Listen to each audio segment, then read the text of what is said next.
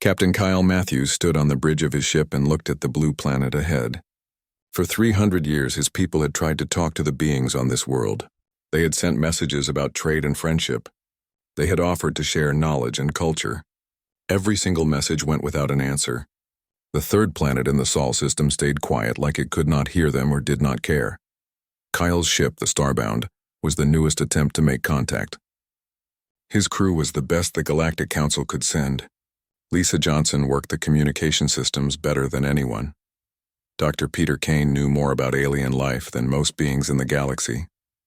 Chief Engineer Amy Rodriguez could fix anything that broke and make it work better than before. "Captain, we are getting close to their outer space," Lisa said from her station. Her fingers moved over the controls as she watched the screens. "I am picking up some strange readings." Kyle walked over to look at her display. The numbers and lines meant something was different this time. Previous ships had found a world with cities and roads and flying machines, but nothing that could reach the stars. Now the sensors showed something else entirely. "What am I looking at?" Kyle asked. "Energy sources, Captain, big ones. And they are not on the planet's surface," Lisa replied. "They are floating in space around the world," Amy called out from her engineering station. "Captain, these energy readings are not like anything in our files. The humans have built something out there, and it is huge." Dr. Kane joined them at the communication station. His 4 eyes moved quickly as he read the data. "Captain, this does not make sense. 300 years ago, they barely had rockets that could reach their moon. Now they have space stations and power sources that match our most advanced worlds." Kyle felt his stomach tighten. The Galactic Council had always thought of humans as a young species that would need guidance and protection. Every report said they were far behind other worlds in technology and space travel. But the readings on his screen told a different story. "Take us closer, but stay alert," Kyle ordered. "Something has changed here." The Starbound moved forward through space toward Earth. As they got closer, more details appeared on their screens. What they saw made everyone on the bridge go quiet. The space around Earth was full of structures. Metal platforms floated in perfect positions, creating rings around the planet. Weapons that could destroy ships pointed outward into space. Shipyards stretched across several moons, building vessels that looked nothing like the simple rockets humans used to make. "Captain," Amy said in a whisper, "those are not just space stations. Those are military bases. The humans have turned their entire solar system into a fortress." Lisa's communication board started flashing with red lights. "Captain, we have incoming transmission. Someone is talking to us." "Put it on the main speaker," Kyle said. A calm woman's voice filled the bridge. She spoke in perfect galactic standard, the common language used by all space-traveling species. "Unknown vessel, you are approaching a restricted zone. Identify yourself and state your purpose or maintain distance." Kyle looked around at his crew. After 3 centuries of silence, the humans were not only talking but speaking their language perfectly. "This is Captain Kyle Matthews of the Galactic Council exploration ship Starbound. We come in peace seeking contact with your people. Captain Matthews, you will hold your current position and await further instructions. Any attempt to advance will be seen as a hostile act." The transmission ended, leaving the bridge in silence. Kyle had led first contact missions before, but never like this. Usually, his ship was the one with superior technology and weapons. Usually, he was the one who could make demands and set conditions. Now he felt like a small fish swimming near a shark. "Captain," Dr. Kane said slowly, "I am reading at least 50 weapons platforms within firing range of our position. Each one has enough power to destroy our ship 10 times over." Amy checked her instruments again. "Captain, their technology is not just advanced. It is different. They are using power sources and materials that we have never seen before. Our shields and weapons might not work against their systems." Lisa tried to scan deeper into the human defenses, but her equipment could not get clear readings. "Captain, they are blocking our sensors somehow. I cannot tell how many ships they have or what other weapons they might be hiding." Kyle made his decision. "Take us back to safe distance. We need to report this to the Council immediately." As the Starbound moved away from Earth, Kyle thought about what this meant. The humans had not been hiding because they were afraid, or because they could not build space technology. They had been hiding because they were building something the galaxy had never seen before. While other species had been exploring and trading and sometimes fighting each other, humans had been working in secret to create defenses that could challenge any force in known space. "Captain?" Dr. Kane said as he studied the final sensor readings. I think we made a mistake. We always thought the humans were behind us in development. But what if they were ahead of us all along? What if they have been watching us while we tried to watch them? Kyle nodded as he watched Earth grow smaller on the screen. The blue planet no longer looked like a quiet world waiting for contact from advanced civilizations. It looked like a sleeping giant that had finally opened its eyes. The question now was whether that giant would be friend or enemy to the rest of the galaxy. The Starbound jumped to faster than light travel, carrying news that would change everything the Galactic Council thought they knew about humans. Behind them, Earth's defense platforms continued their silent watch, waiting for whatever would come next. The Great Hall of the Galactic Council buzzed with angry voices and worried whispers. Representatives from dozens of worlds sat in their floating chairs, all talking at once about the news from Earth. Captain Kyle Matthews had returned 3 days ago with information that made no sense to most of the beings present. Ambassador Zenth rose from his seat, his green scales catching the light from above. The Korthani people had ruled their part of the galaxy for thousands of years, and Zenth spoke with the confidence of someone who had never been truly challenged. My fellow council members, I do not understand why we are so concerned about this human development. Yes, they have built some space stations and weapons. Many young species do this when they first reach the stars. They think big guns will protect them from the realities of galactic politics. Several representatives nodded in agreement. The Trilaxians, who looked like giant insects with blue skin, clicked their approval. The cloud-like Etherians pulsed with colors that showed they agreed with Zenth's words. Council President Vyra, a being of pure energy contained in a crystal shell, spoke with her musical voice. Ambassador Zenth, Captain Matthews reported technology that rivals our most advanced worlds. Perhaps we should attempt diplomatic contact before making assumptions about human capabilities. Zenth's laugh was sharp and unpleasant. 300 years, President Vyra. For 3 centuries we tried to be friendly with these humans. We offered them knowledge, trade agreements, and protection under council law. They ignored every message. Now they have a few metal platforms and think they can dictate terms to civilizations that cross the stars before their species learned to make fire. Admiral Corex of the Bruthan Empire stood up slowly. His people were warriors who had conquered 12 star systems through force and intimidation. His scarred face and missing eye told the story of countless battles. The Korthani speak truth, but they miss the larger point. The Sol system sits at a crucial junction between 3 major trade routes. We have been patient with human silence because we thought they were harmless. Now they have weapons and refuse our contact. This cannot continue. Murmurs of agreement came from the military representatives. The Draknari delegation, reptilian beings who controlled vast mining operations, hissed their support. The machine intelligence known as Construct 7 blinked its lights in patterns that meant it agreed with military action. President Vyra tried to maintain order. Admiral Corex, are you suggesting we take the human system by force? I am suggesting we do what we should have done decades ago. The humans have had their chance to join galactic civilization peacefully. If they prefer isolation, they can have it as a conquered territory under council administration. Far from the council chambers, deep beneath the mountains of Earth, a different kind of meeting was taking place. General Jake Morrison sat at the head of a metal table, looking at reports from agents who had been watching the galaxy for longer than most people knew. General, our listening posts confirm it, said Colonel Lisa Hayes, pointing to a star map on the wall. The council is building a fleet. 700 ships from 9 different species all gathering at the staging area near Centauri Station. President Helen Davis entered the room, followed by her security team. She had been elected 2 years ago on promises to keep Earth safe from outside threats. Now those threats were becoming real. How long until they arrive here? 6 months if they take the direct route through the Centauri corridor, Morrison replied. 4 months if they risk the unstable jump points near the Vega system. Director Claire Walsh of Earth Defense Intelligence placed a tablet on the table. Madam President, Project Silent Watch has been tracking Council military capabilities for 60 years. We know their ship designs, their weapons, their tactics, and their weaknesses. We are ready for this. The President looked around the room at her advisors. Each person represented decades of secret preparation and planning. While the Council had assumed Earth was isolated and primitive, humanity had been building a defense network that stretched across their entire solar system. What do our projections show?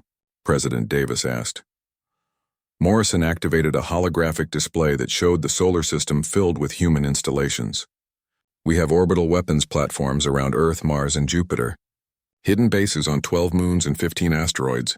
Our main fleet is stationed behind the sun where their sensors cannot detect it. The enemy will enter our space thinking they face a primitive world with basic defenses. And then, the president asked. And then they learn that primitive worlds do not build fusion missiles that can crack planets in half, Walsh said with a cold smile. Claire continued the briefing. Our technology took a different path than Council species. They focused on energy weapons and plasma technology because they thought it was more advanced. We kept improving kinetic weapons and projectile systems. Their shields stop energy beams very well, but they have never faced solid objects moving at 30% of light speed. Morrison added more details. While they were exploring and trading with each other, we were studying every transmission, every ship design, every tactical manual they ever broadcast. We know exactly how they fight, but they know nothing about our capabilities. President Davis studied the information carefully. She had been a naval commander before entering politics, and she understood military strategy. What about casualties? Both theirs and ours? Our simulations show we can defeat their fleet with minimal losses to our forces. But Madam President, this is not just about winning a battle. This is about sending a message to every species in the galaxy. Earth is not a prize to be claimed by whoever decides they want it. The president nodded slowly. And if we show mercy? If we try to negotiate? Morrison's expression grew serious. They are coming here with 700 warships, Madam President. They are not planning to negotiate. Ambassador Zenth has already announced to his homeworld that humans will be relocated to reservation planets while Council species colonize. Earth Admiral Corex has promised his warriors that Sol System resources will fund their next 3 military campaigns. Walsh pulled up intercepted communications on her screen. We have recordings of their private discussions. They refer to humans as barely civilized animals who need proper guidance. They plan to take our world whether we resist or not. President Davis stood up and walked to the window that showed Earth's blue sky. Somewhere above that sky, enemy fleets were gathering to destroy everything her species had built. But they had made one crucial mistake. They thought silence meant weakness. Gentlemen, ladies, we have spent 2 centuries preparing for this moment. Every human child has grown up knowing that someday we might need to defend our home against those who think they have the right to take it from us. She turned back to face the room. Send word to Admiral Cole. Tell him to prepare the fleet for Operation Thunderstrike. The galaxy wanted to hear from Earth, now they will get their answer. Admiral Ryan Cole stood in the command center of the EDF Sovereign and watched as 1,200 human warships moved into attack positions throughout the solar system. Each vessel had been built in secret over the past 50 years, hidden in asteroid shipyards and constructed behind the shield of Jupiter's massive radiation field. Now they emerged from their hiding places like predators leaving their dens. Admiral, all fleet units report ready for combat operations, announced Commander Susan Blake from her position at the tactical station. Her fingers moved across holographic controls that managed more firepower than most species possessed in their entire military forces. The Sovereign itself was a testament to human engineering philosophy. While Council ships focused on elegant designs and energy efficiency, human vessels were built like mobile fortresses. Thick armor plating covered every surface. Redundant systems meant that losing half the ship would still leave it capable of fighting. Most importantly, every human ship carried weapons that the galaxy had never seen before. Dr. Nathan Ford monitored the fleet's advanced systems from his science station. As the lead designer of humanity's military technology, he had spent 30 years developing weapons and defenses that would give humans an edge against superior numbers. Admiral, Project Iron Curtain is fully operational across all vessels. Enemy sensors will read us as asteroids and space debris until we choose to reveal ourselves. Cole nodded as he studied the tactical display. The human fleet was spread across the entire solar system, in a formation that would let them attack from every direction at once. Ships hiding behind Earth's moon could strike the rear of any invasion force. Vessels stationed near Mars could cut off retreat routes. The main battle group waited in the shadow of the sun, invisible to long-range sensors. Chief Santos, what is the status of our special weapons? Cole asked. Chief Tactical Officer Maria Santos smiled as she checked her systems. The weapons she controlled had been tested in secret for decades, but never used in actual combat. Admiral, all kinetic launchers are loaded and ready. Fusion torpedoes are armed and tracking systems are active. The Council fleet will not know what hit them. The human approach to warfare had evolved differently than other species because humanity had learned about galactic military doctrine through years of careful observation. While aliens developed increasingly sophisticated energy weapons that could punch through shields and armor, humans had focused on projectile weapons that moved fast enough to ignore most defensive systems. Lieutenant Commander Bobby Chen, stationed aboard the stealth destroyer Lightning, reported in from his position near the outer planets. Admiral, enemy fleet detected at the edge of sensor range. 712 vessels in standard Council battle formation. Admiral Corex's flagship is in the center, just like our intelligence predicted. Cole felt a moment of satisfaction. Human agents had been studying Council military tactics for decades. They knew exactly how Admiral Corex would arrange his forces and what strategies he would use. The Bruthan commander was famous throughout the galaxy for his aggressive frontal assaults and overwhelming firepower tactics. Dr. Ford, remind me how our weapons compare to theirs, Cole said. Ford pulled up comparative data on his screen. Admiral, Council energy weapons are more advanced than anything we could build. Their plasma cannons can melt through most known materials in seconds. Their particle beams can disable entire ships with a single hit, but they have two critical weaknesses, which are, first, all their weapons require tremendous amounts of energy to fire.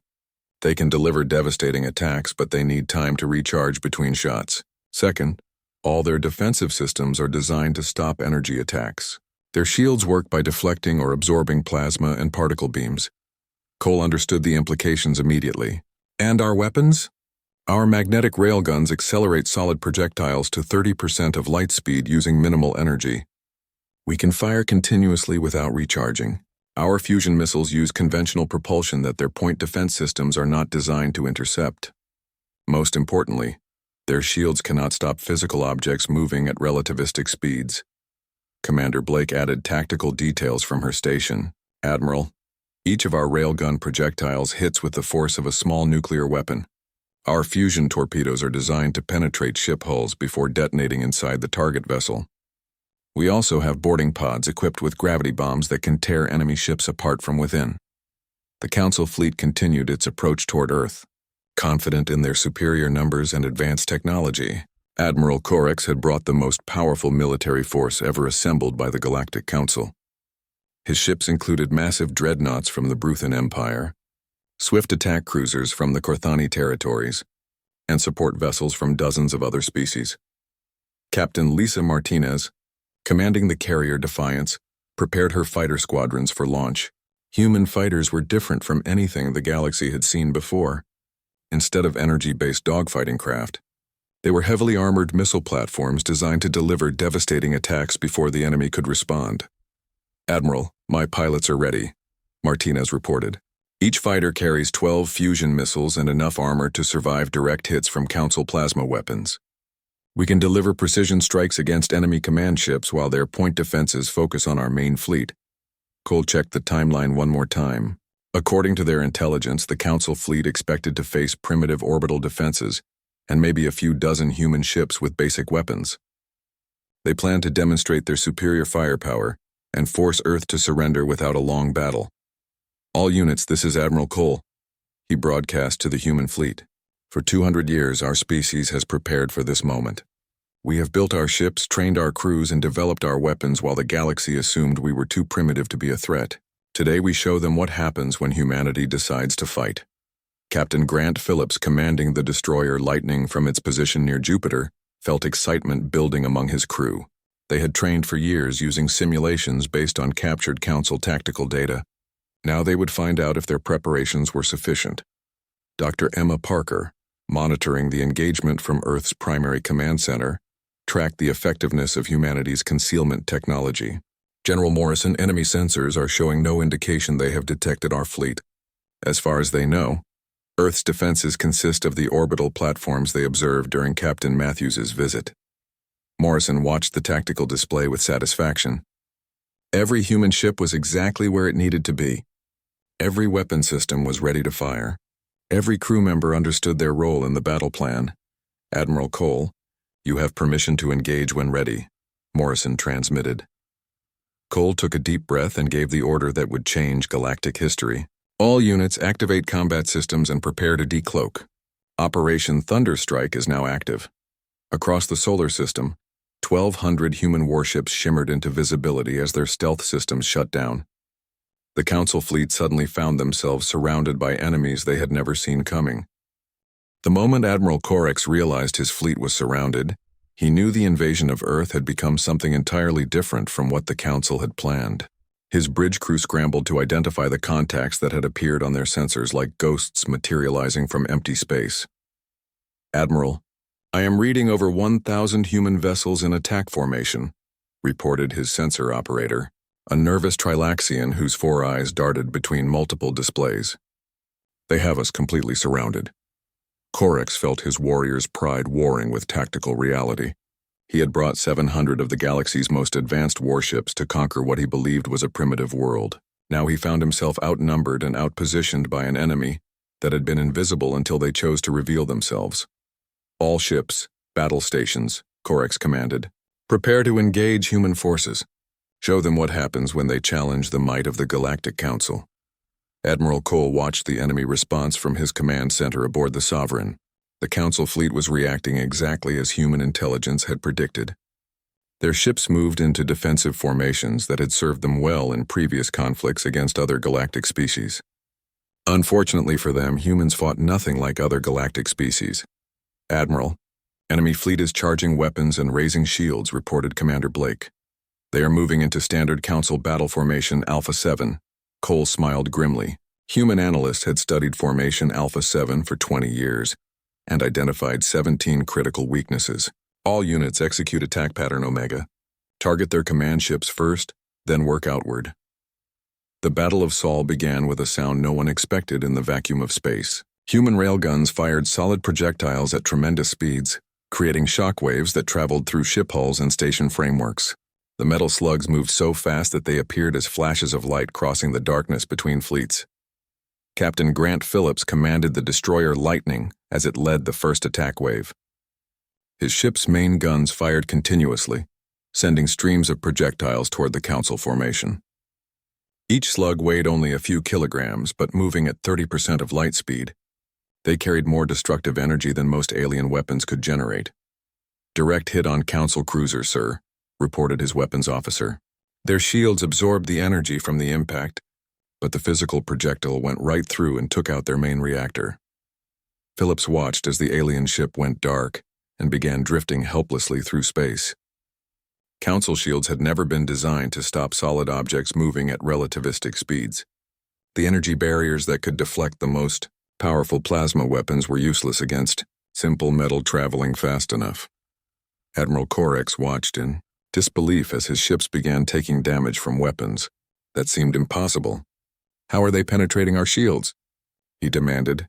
His science officer, a crystalline being from the Zerath system, analyzed the human attacks with growing alarm. "Admiral, they are not using energy weapons at all. Those are solid projectiles moving at incredible velocities. Our shields cannot stop physical matter traveling at those speeds." "Then use our point defense systems." "Sir, our point defenses are designed to intercept missiles and fighters, not individual projectiles smaller than a person's fist moving at close to light speed. By the time our systems detect them, they have already hit their targets." Commander Susan Blake coordinated the human attack from her position aboard the Sovereign. Every human ship followed the battle plan perfectly, using formations and tactics that had been practiced in secret for decades. "Admiral, enemy casualties are mounting.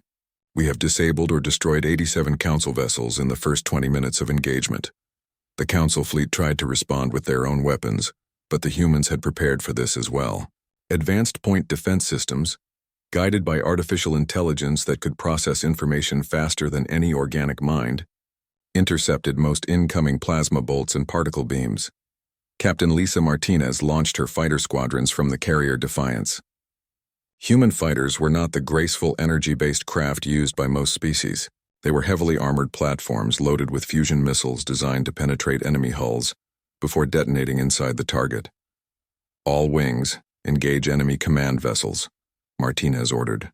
"Remember your training and stick to the attack patterns. Lieutenant Commander Sarah Wilson led her fighter squadron in a direct assault on Admiral Corex's flagship. The massive Bruthan dreadnought bristled with weapons and defenses, but it had never faced anything like human fusion missiles. Fox 1, Fox 2, Fox 3, Wilson called as she released her missiles. Each weapon was guided by its own intelligence system and capable of adjusting course to follow evasive maneuvers. The first missile struck the dreadnought's shield and appeared to be destroyed. The second and third missiles followed the same path. But instead of being stopped by the energy barrier, they used the disruption caused by the first impact to slip through gaps in the defensive screen. Admiral Corex felt his ship shake as explosions erupted inside the hull. "Damage report! Admiral, we have taken internal damage from weapons that somehow got through our shields," his damage control officer reported. "We are losing power to weapon systems and life support." Dr. Nathan Ford monitored the battle from his station on the Sovereign and felt satisfaction as his weapons performed exactly as designed. "Admiral, enemy resistance is collapsing faster than our projections predicted. Their tactical doctrine has no answer for kinetic weapons delivered at these velocities. Chief Maria Santos targeted the Council's communication ships next. By destroying their ability to coordinate, she could turn their organized fleet into individual vessels fighting alone. Admiral, eliminating their command and control capabilities now. Human ships throughout the solar system pressed their attacks with ruthless efficiency. Years of study had taught them exactly where to hit Council vessels to cause maximum damage with minimum effort. They knew which systems to target to disable enemy ships without necessarily destroying them completely. Captain Bobby Chen, commanding a stealth destroyer, used his ship's invisibility systems to get close to enemy vessels before attacking. "Admiral, I am inside their formation now, beginning attacks on their supply ships." The Council fleet found itself fighting an enemy that seemed to know their every weakness, while revealing none of their own. Human ships moved with coordination that suggested shared intelligence and communication systems far beyond what the aliens had expected from a supposedly primitive species. Admiral Corex realized his invasion force was being systematically destroyed by opponents he had underestimated completely.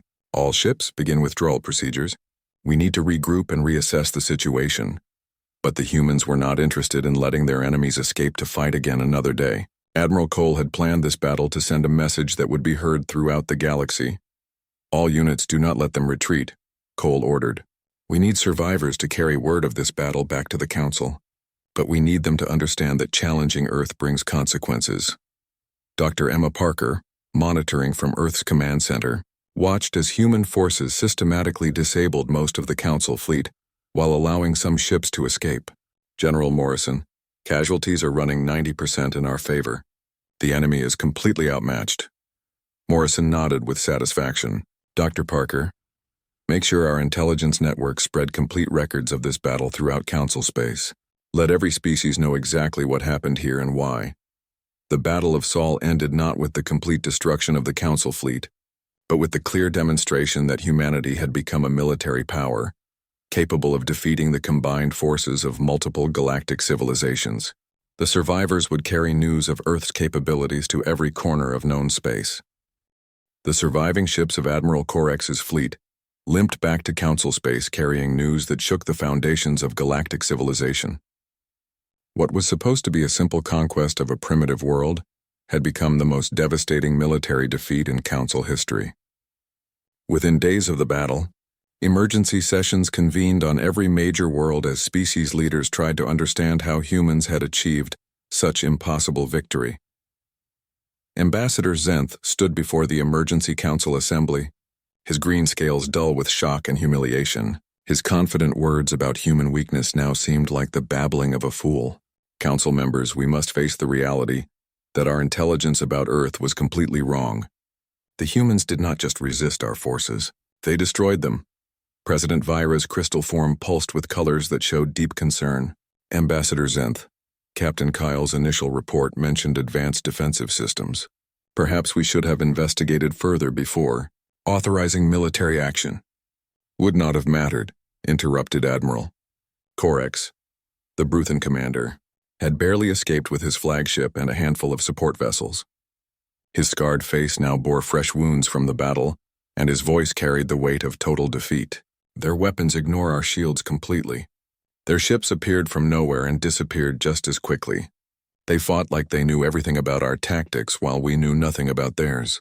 But humanity was not finished making their point to the galaxy. While council leaders debated and argued about their defeat, human ships began appearing in orbit around every major council world simultaneously, not as conquerors bringing destruction, but as a demonstration of power that could not be ignored or forgotten. Admiral Ryan Cole stood on the bridge of the Sovereign as it held position above Nexus Prime, the capital world of the Galactic Council. Around him, the massive space station that served as the center of galactic government seemed small and vulnerable compared to the human fleet that surrounded it. "Admiral, all ships report in position," Commander Blake announced. "We have vessels above every council homeworld, every major military base, and every important trade station in this sector of the galaxy." Cole activated the general communication system that would broadcast his message to every inhabited world within 50 light years. "People of the galaxy, this is Admiral Ryan Cole of the Earth Defense Force. We come not as conquerors, but to deliver a message that has been 300 years in the making."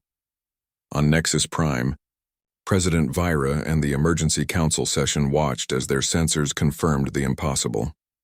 Human ships had appeared everywhere at once, demonstrating military reach and coordination that surpassed anything the galaxy had seen before. President Helen Davis joined the transmission from her office on Earth. Her calm voice carried the authority of someone who had just proven that her species could back up their words with decisive action. "Members of the Galactic Council, for 3 centuries you sent messages to our world. You offered us membership in your organization, protection under your laws, and guidance from your advanced civilizations." The President paused as her words were translated into dozens of languages and broadcast across thousands of worlds. "We heard every message. We studied your languages, your technologies, your military capabilities, and your political structures. We chose silence not from fear or ignorance, but because we were learning who you really were." Admiral Cole continued the message from his position above the council capital. "Your private communications revealed the truth about your intentions.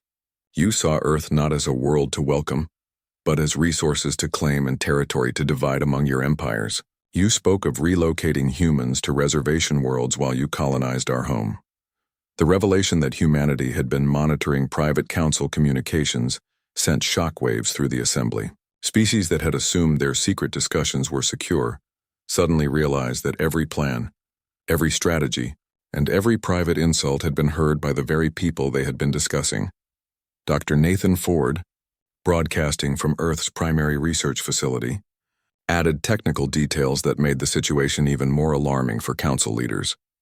"Your military doctrine assumed all advanced species would follow similar development paths. You built weapons and defenses based on energy technology because you believed it represented the pinnacle of advancement. We chose a different path," Captain Grant Phillips, commanding human forces above the Corthani homeworld, ensured his message reached the species that had been most vocal about conquering Earth. "We developed kinetic weapons and projectile systems not because we were primitive, but because we studied your defenses and found their weaknesses. We built our ships for function rather than elegance because we prioritized survival over appearance." General Jake Morrison addressed the galaxy from his command center beneath Earth's mountains. "While you explored and traded and fought each other, we watched and learned and prepared. Every ship design, every tactical manual, every technology demonstration you broadcast was studied and analyzed by our scientists and strategists. The impact of humanity's revelation went far beyond military considerations. Species throughout the galaxy began to realize that their assumptions about technological development and galactic superiority were fundamentally flawed. A supposedly primitive world had not only matched their capabilities but had surpassed them in critical areas." Captain Lisa Martinez, holding position above the Trilaxian cluster worlds, delivered a message directly to the species that had supported the invasion, most enthusiastically. "Your leaders assumed that silence meant weakness and isolation meant ignorance. Today you learn the difference between choosing not to speak and being unable to speak." President Davis concluded humanity's address to the galaxy with words that would reshape interstellar politics for generations to come. "We withdraw our ships now not as a sign of weakness but as proof that strength does not require conquest. Any species that approaches Earth in peace will find friends ready to share knowledge and prosperity. Any species that approaches with hostile intent will face the same fate as Admiral Corex's fleet. The human ships began disappearing from their positions above Council worlds, but their message had been delivered with unmistakable clarity. Earth was not a prize to be claimed by superior civilizations. It was home to a species that had prepared for centuries to defend itself against anyone who thought otherwise. Within weeks of humanity's demonstration, the political structure of the galaxy began changing in fundamental ways. Trade routes that had been controlled by military might were open to all species. Diplomatic protocols that had favored the oldest and most powerful civilizations were revised to treat all worlds as equals. Ambassador Xanth found himself removed from his position as the Korthani government desperately tried to distance itself from the failed invasion. Species that had supported the attack on Earth scrambled to send diplomatic missions offering friendship and trade agreements. Admiral Cole stood in the observation deck of Earth's primary space, stationed 6 months after the battle, watching as alien ships approached not as invaders but as genuine partners. The blue-green world that had remained silent for 3 centuries had finally spoken, and their words had changed everything. General Morrison joined him at the window as a Trilaxian merchant vessel docked peacefully with human traders. Admiral, do you think they have learned their lesson? Cole smiled as he watched former enemies conducting business as equals. They have learned that silence does not mean weakness, and that sometimes the most powerful voice is the one that chooses when to speak. The galaxy had wanted to hear from Earth, and now they would never stop listening.